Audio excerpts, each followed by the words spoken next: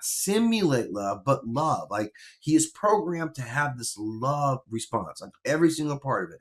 And once he's adopted by a grieving family, he forms an attachment to the mother, and she would be the center of his existence, right? This is a problem that humans are making. Humans change, right? David can't. He's rooted into that emotion, that locked in, kind of like you want him just to be loyal to you, don't want, whatever, that's not real love. People, kids can, everybody can love lots of people, right? So that's not a problem. And that's the thing, like, the relationship with him changes, and he doesn't have another purpose. Like, his devotion, because of how he is made, and that's the real significance here. Not something that he chooses, not something that he would have written for himself. Because of how he was made, his devotion is eternal. Although I don't understand why that would be. I always kind of feel like that's a flaw in the writing. Like, we reprogram, even at this time, we would be reprogramming stuff all the time. You guys wouldn't even make something because that means you have absolutely zero resale value on it. So this is the problem that you guys created with your own model. Like, you shouldn't have done this, right?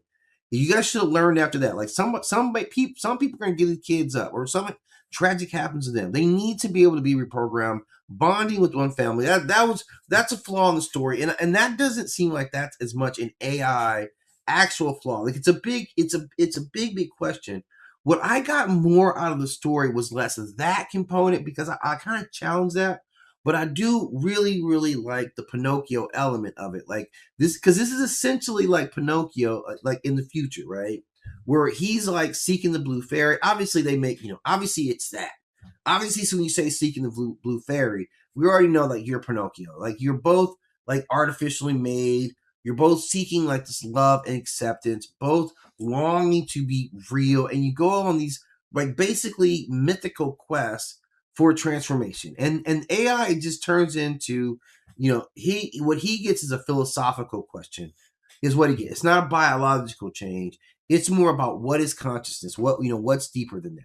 So this kind of suggests that David already possessed a lot of the qualities of being a human, all the things that we would say define being human. He has all those qualities, right? He hopes, he dreams, he suffers, he feels loneliness, he experiences loss, he feels love, and most importantly, he continues loving even when that love is not returned. So David kind of represents,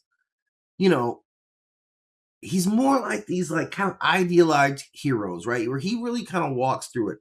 His quest just reminds us all about, like, just kind of the frailty of it, Like, obviously, it poses a lot of moral questions on the mother. Like, the mother this was jacked up, man. Like, this was all told, because it wasn't even that long, and then you guys were like, yeah, new kid or old kid back, and it was automatically tension, right? It was automatically tension because the new kid was kind of a little d-ho, right?